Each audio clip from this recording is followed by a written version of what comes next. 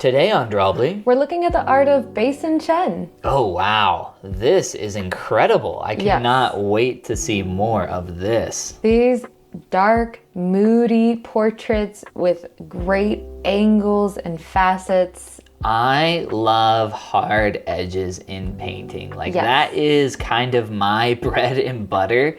So I love seeing artists who work this way. Then you're gonna love all of Basin Chen's work. Yeah, it gives me, I will say initially, a very Can Liu vibe. Yeah. Oh, I would love to see more Can Liu artists out there. So we can return to them and look at so much more of that right here. Wow. I love this hard lighting on this character so much.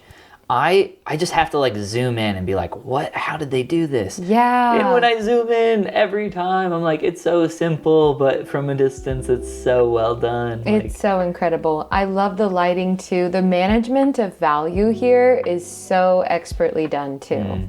Yeah, absolutely.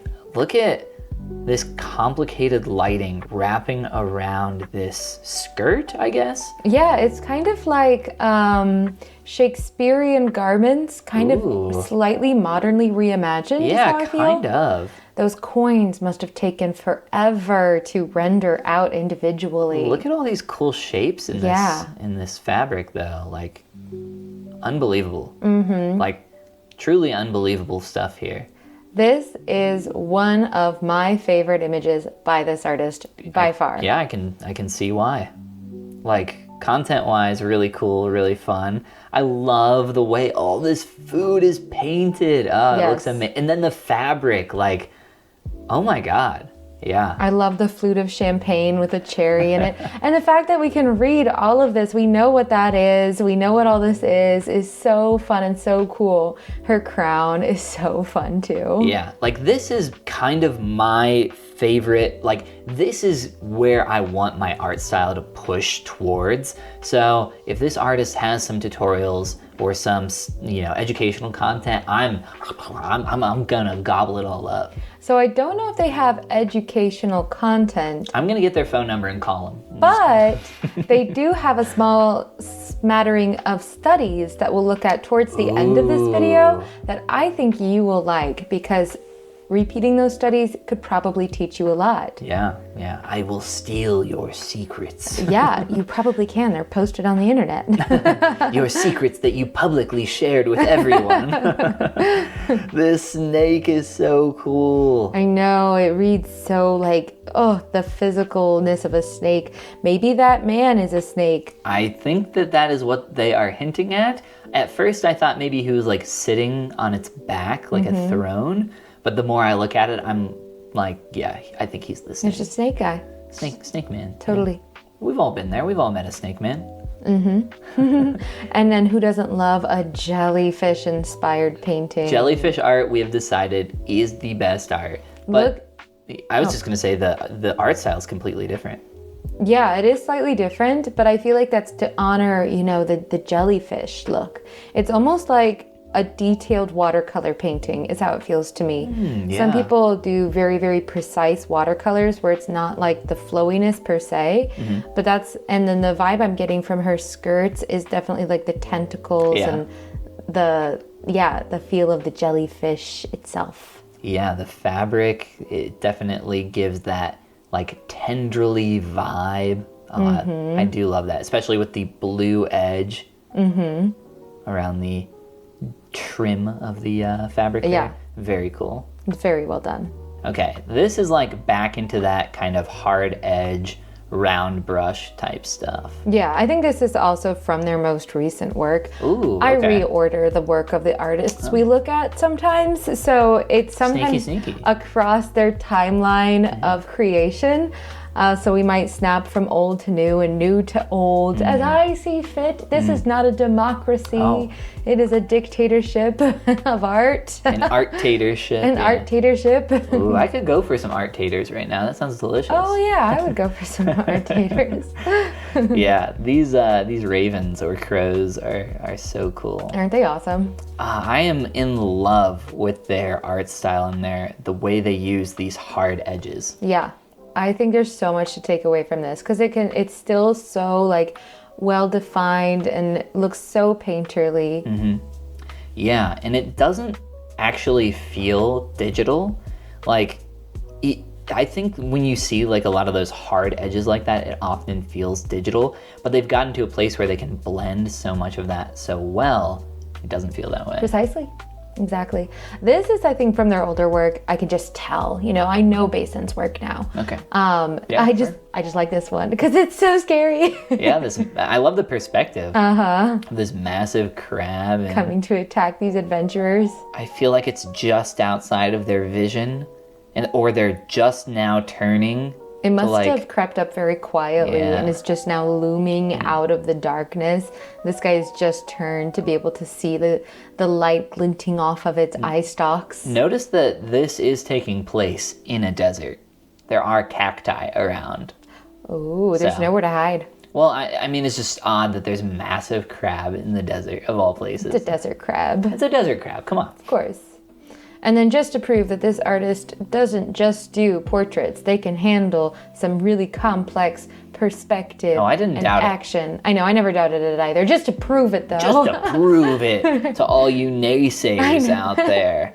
Okay, we have an epic battle going on. We have ninjas coming in through the window. We have this guy slicing somebody with a sword. We have a flaming arrow. We have things being broken on the stairs, people getting kicked down, whips whipping, people climbing, ninjas ninjaing.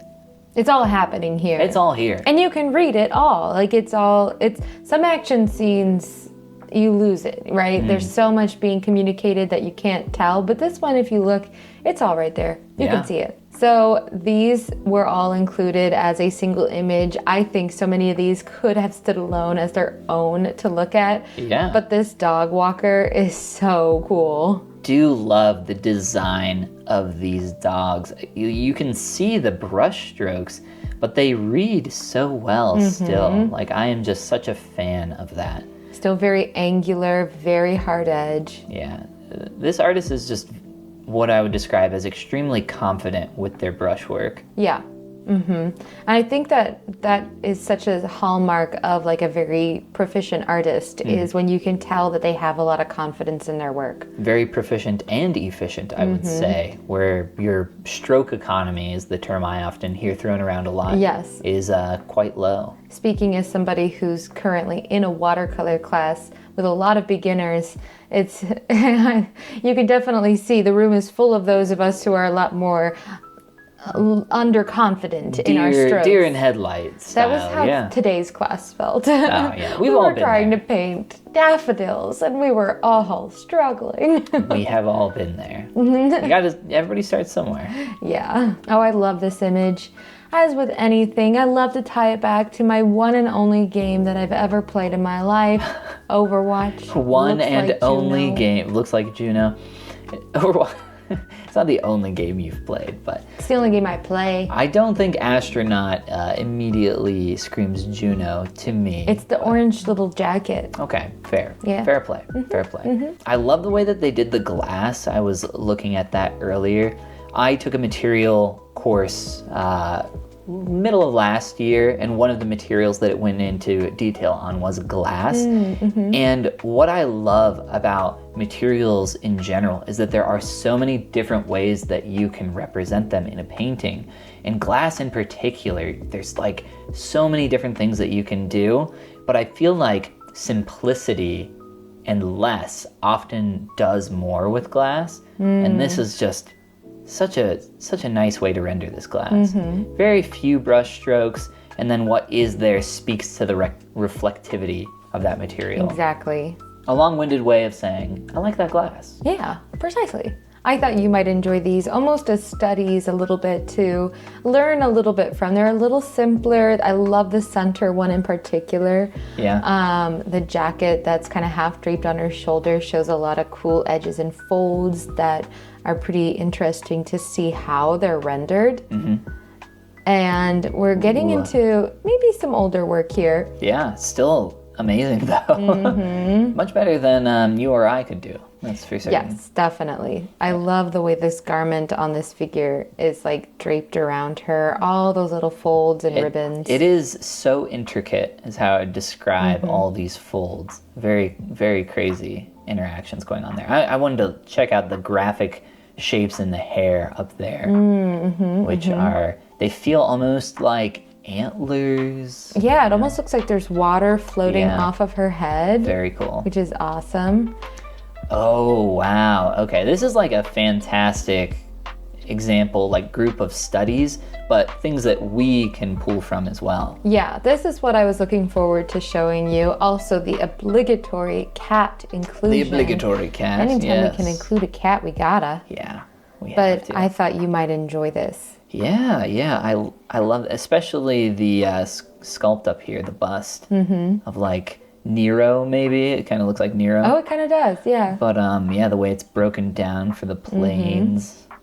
Yeah, and then getting to see just where they put their brush strokes is super, super helpful. Isn't that nice? Yeah. I think, you know, people have been painting busts for so long, painting sculpts for such a long time. I find that so funny because I started as a sculptor and now I'm kind of learning painting and have been for the past few years. So I'm like, no, I don't want to reference my own stuff, but it just feels weird to reference like a sculpt. to be to be referencing a sculpt. You're like, no, you're working backwards. And if you want to work backwards, go ahead and hit that subscribe button. And this is the part where we say Goomba.